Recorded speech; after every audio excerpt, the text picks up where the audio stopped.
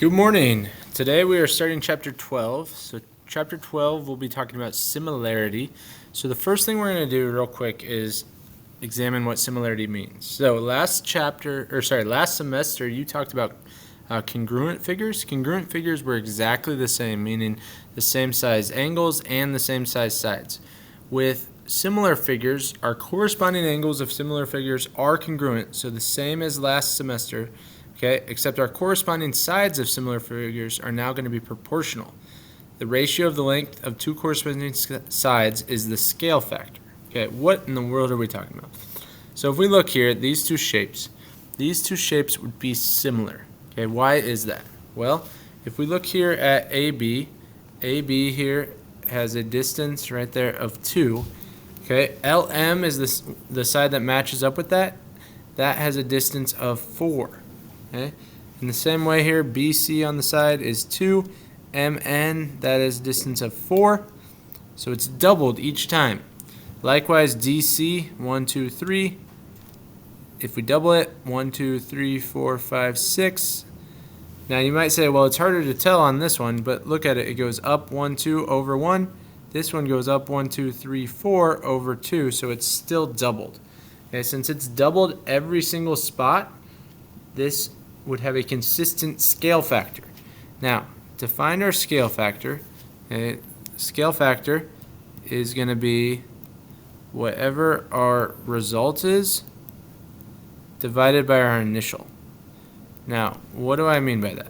Okay, depending on which of these figures started, if we started at the red figure, then that would be our initial figure, and this would be our result. So then we'd have 4 divided by 2, we'd have a scale factor of 2. Okay. If we look at the other side, 4 over 2, that's also 2. 6 over 3, that's also 2. If we had started the other way, it would be 2 over 4. It would have a scale factor of 1/2. Okay. So it depends on which shape we started with. So we look here at this one. Are these similar? So we look here at the first side. The first side is 2. And over here, the side that it matches up with, 1, 2, 3, 4. So if they are similar, the initial one was 2, it resulted in 4, that means our scale factor would have to be 2. Okay, let's count across the top. This one, 1, 2, 3, 4. This one, 1, 2, 3, 4, 5, 6. So if we look at that, 6 over 4, that reduces to 3/2. That is not the same scale factor. These shapes are not similar. Okay. Now, your job today is to try the delta math here. So on our first section, this kind of is related to last semester, talking just about congruence. So congruence via rigid motion.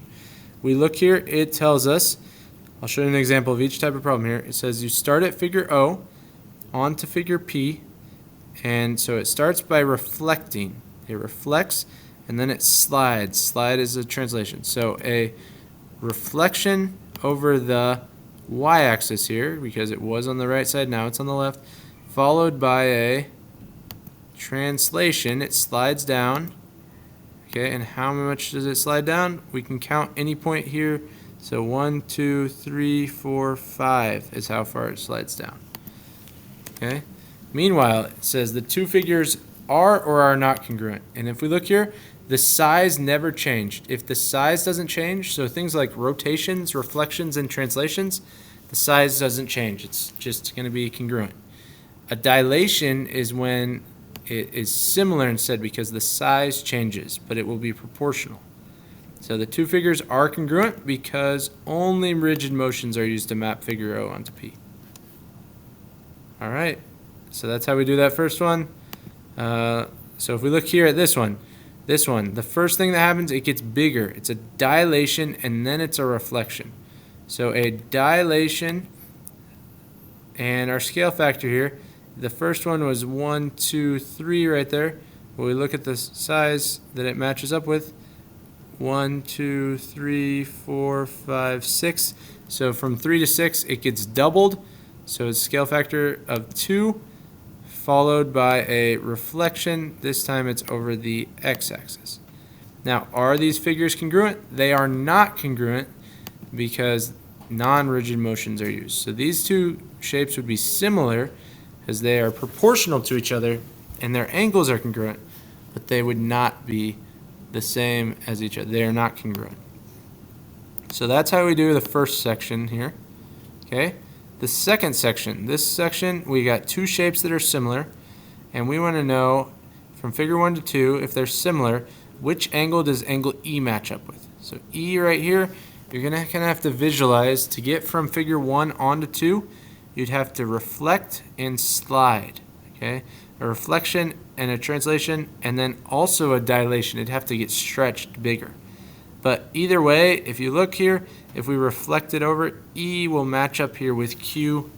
And so just put a capital Q in there, submit that, and once it goes through, that is all we do. As you can see, here they show really good visual.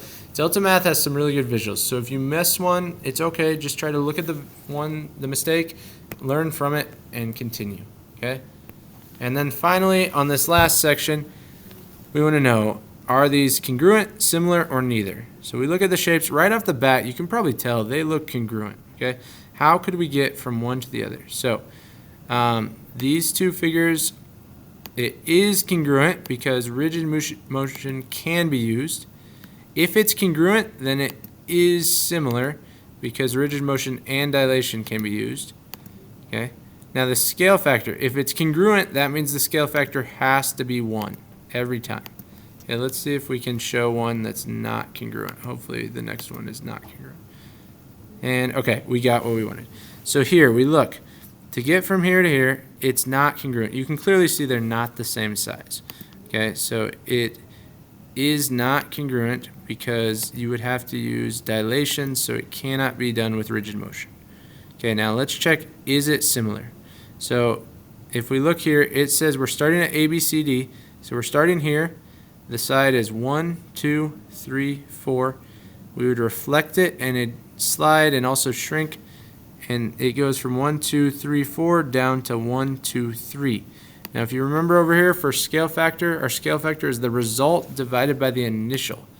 So our result is only 3, our initial was 4, that's 3/4. So it is similar because it can be graphed, and the scale factor then would be 3/4 here. Now before we submit it, let's double check that that works somewhere else. So over here on DC, that's 1, 2, 3, 4, 5, 6, 7, 8. Over here, 1, 2, 3, 4, 5, 6, 8, and 6. So 6/8 is how we'd write it, because it's the result, which the result was 6. The initial was 8. 6/8 reduces to 3/4. And it is going to have the same ratio. That means our sides are proportional, and therefore we know that it is similar. So it's not congruent because it's a different size, but it is similar. We submit it, and that is how you do it. So finish this up. Let me know if you have any questions. Hope you guys have a great day, and I'll see you on Thursday. Bye.